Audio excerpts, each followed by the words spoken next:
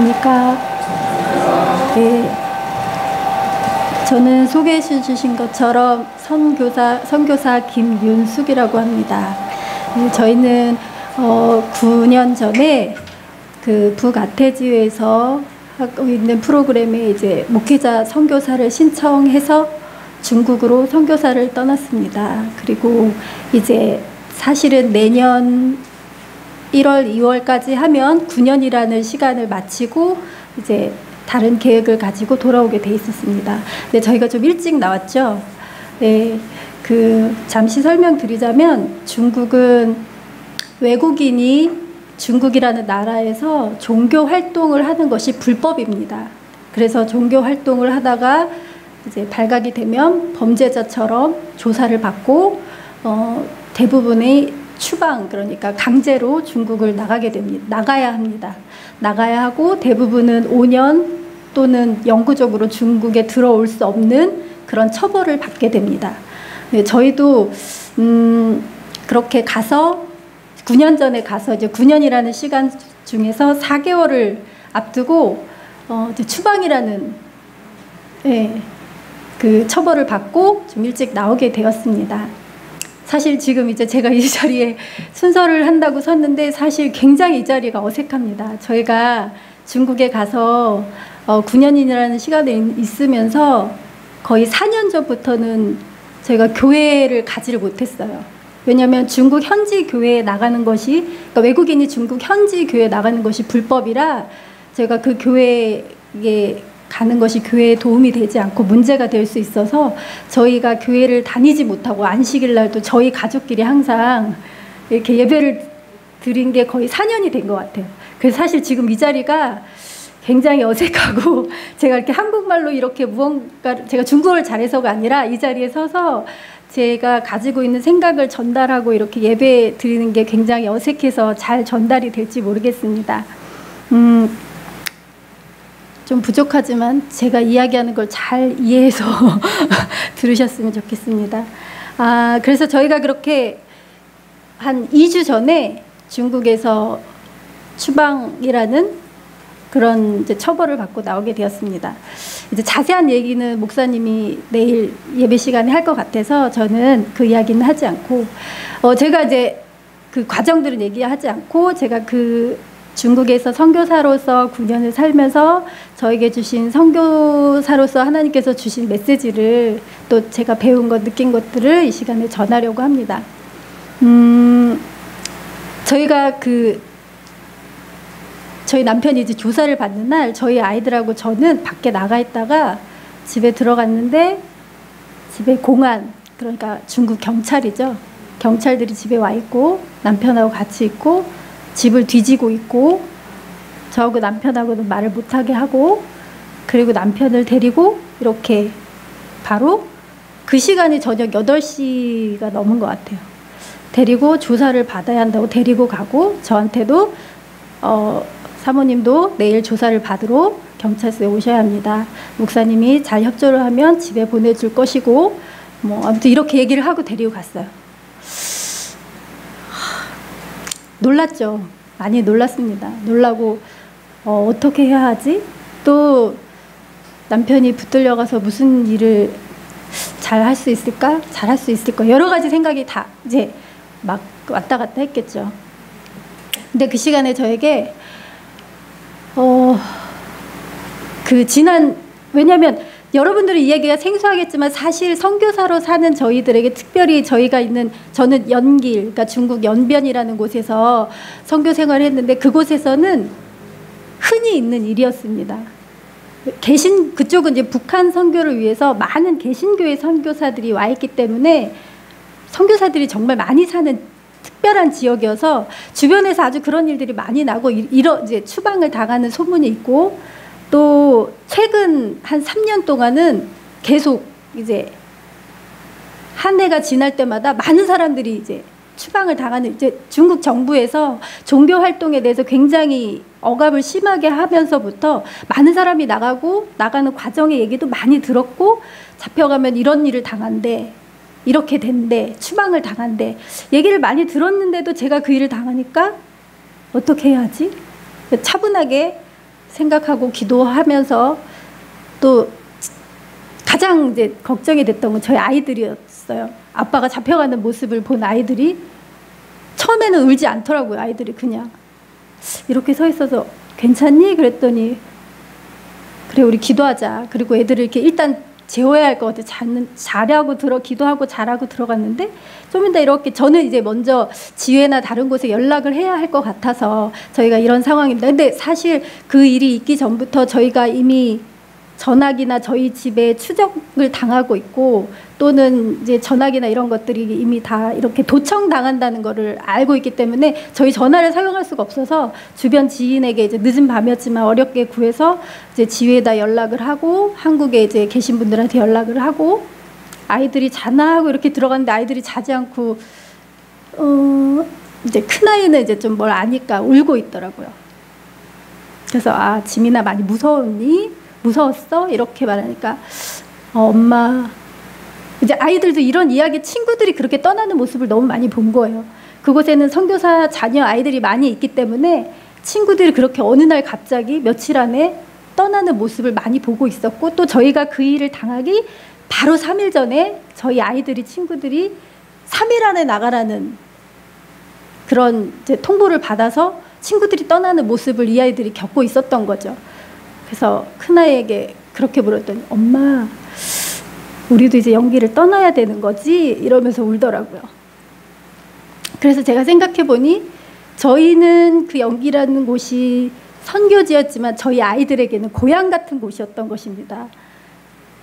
우리 막내는 태어나서 쭉 연기에서 자랐고 큰아이는 6살에 둘째 아이는 4살에 가서 그곳에서 고향같이 자랐기 때문에 지금도 한국이 좋아 중국이 좋아 물으면 중국이 좋다고 말해요. 그런 아이들에게 너무 미안하더라고요. 그래서 두려운 마음, 걱정되는 마음보다는 아, 이 일을 내가 어떻게 아이들을 위해서 잘 마무리하게 해줄 수 있을까? 그리고 이제 남편이 돌아오면 이 일들을 어떻게 정리해야 될까 하면서 제가 남편이 8시쯤 공안에게 조사를 받으러 붙들려 가고 새벽에 한 3시 반쯤 집에 돌아온 것 같아요. 밤새도록 조사를 받았겠죠. 잠도 못 자고. 그 시간이 저에게는 9년의 시간만큼 길었던 것 같습니다. 그래서 그 시간에 이제 많은 저에게 생각할 수 있는 시간이었죠. 그동안 중국의 생활들 또 앞으로 내가 어떻게 해야 할까. 그런데 제가 그 시간에 지난 시간을 돌아보면서 저에게 선교사로서의 삶을 다시금 생각해 주신 그때 제 느낌을 이 시간에 전하려고 합니다.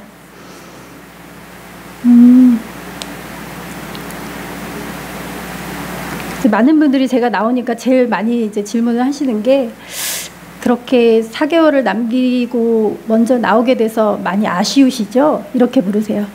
또는 9년이라는 세월을 고생을 많이 하셔서 시원하시죠? 이렇게 또 물으시는 분도 있습니다. 근데 제가 그 시간 혼자 있으면서 정리한 저의 마음은 아쉬움도 정말 없었고 시원한 마음도 없었고 두려움도 없었고 딱 한 가지 생각, 감사한 마음이었습니다. 왜냐하면 제가 9년을 살면서 저에게 하나님께서 가르쳐 주신 것은 만약 우리가 이때 나가야 한다면 가장 적절한 때에 가장 좋은 방법으로 하나님께서 우리에게 중국을 떠나라고 하신다는 믿음이 있었기 때문입니다. 그래서 그 긴 밤을 저 혼자 보내면서 하나님 감사합니다. 그래서 그때부터는 그 저희에게 열흘이라는 정리할 시간을 이제 공안에서 주었는데 그 시간이 저에게 그렇게 힘든 시간은 아니었던 것 같습니다. 그 감사한 마음을 이제 갖게 해주신 제 마음가짐에 지금부터는 좀 부끄러운 얘기지만 저의 얘기를 해보려고 합니다. 제가 9년 전에 중국을 출발할 때는 제 마음에 저는 선교사로 갑니다. 하나님 가면 제가 열심히 일하겠습니다. 그럼 저에게 어떤 일을 시키실 건가요? 가면 아주 열심히 하겠습니다 하고 선교사를 떠난 것 같습니다. 근데 막상 가서 어땠을까요? 열심히 할 일이 없더라고요. 네. 제 생각에는 가면 무언가 정말 선교사로서 어려운 일을 겪던지 아니면 제가 정말 언어에 자신이 없지만 언어를 극복하는 경험을 하든지 뭔가 특별한 경험을 할 줄 알고 갔는데 막상 가서 정말 부딪힌 그곳의 생활은 딱 요약을 하자면 외로움, 그리고 또 외로움, 결론도 외로움. 정말 외로움의 시간이었습니다. 그 외로움의 시간을 반복을 해서 제가 아까도 말씀드렸지만 안식일에 교회도 갈 수 없고 찬미도 부를 수 없고 말씀도 들을 수 없고 그래서 이렇게 교회가 어색할 정도로 안식일을 그렇게 몇 년의 생활을 보내고 그것도 외롭고 저의 테두리가 되어주었던 가족도 없고 저에게 힘이 돼주는 교회도 없고 투정을 한 친구도 없고 아무도 없는 그곳에서 그냥 저의 생활은 늘 외로움의 반복이었습니다. 그러나 하나님께서는 분명히 저에게 그런 외로움을 허락하신 데는 이유가 있을 겁니다. 그런데 그 외로움이 시작되고 나서는 이유를 찾기보다는 제가 불평하고 짜증내기 시작하는 거예요. 하나님 저를 선교사로 왜 부르셨어요? 여기 왜 보내셨어요? 제가 할 일이 없네요. 뭘 해야 되죠? 생활이 즐겁지 않고 그 외로움에 대한 불평이 계속 나오는 거예요. 그렇게 외로움에 대한 불평을 하다 보면 하나님께서 대답해 주실 줄 알았어요. 아니면 저를 위로해 주실 줄 알았어요. 그런데 하나님께서 아무 대답이 없으시더라고요. 불평을 하다 그 다음에는 제 자신이 핑계를 대기 시작하는 겁니다. 하나님, 제가 여기 와서 교회를 갈 수 없으니 제가 이 모양이네요.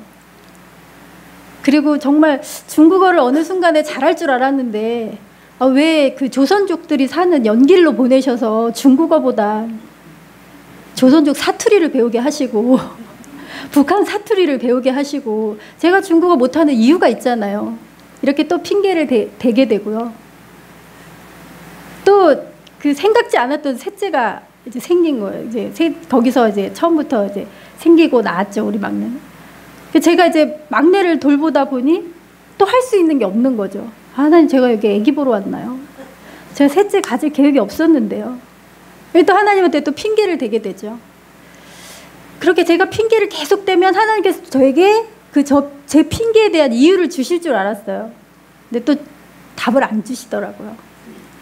그렇게 몇 년을 지내다가 그 외로움에 저 혼자 하나님께 불평도 하고 핑계도 하고 저 혼자 늘 그런 생활을 보내게 되는 거죠. 그러다 어느 날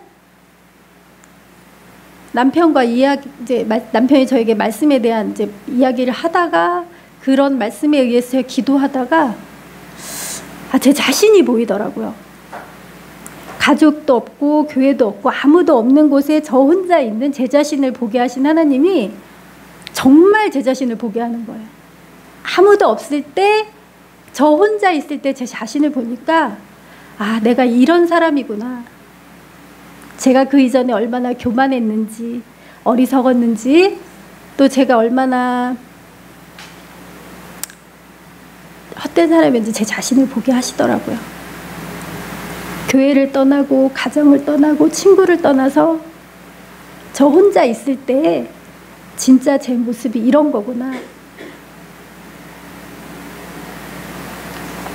그렇게 하나님께 제 자신을 인정하고 나니까 참 부끄러웠어요. 사람이 자기 자신을 잘못을 인정할 때 참 잘 정리해서 말씀을 드려야 되는데 이렇게 말씀 들은 지도 오래됐고 말을 한 지도 오래돼서 제 이야기가 잘 전달이 됐는지 모르겠습니다. 그러나 저희 선교사의 삶이 감사함으로 끝났듯이 여러분의 모든 일에 감사가 넘치기를 바랍니다. 그리고 혹시 생각이 나시면 저희의 앞길을 위해서 또 저희가 경험한 하나님을 여러분과 나눌 수 있도록 하나님의 사랑을 또 나눌 수 있는 저희의 삶이 되도록 기도 부탁드립니다. 아멘.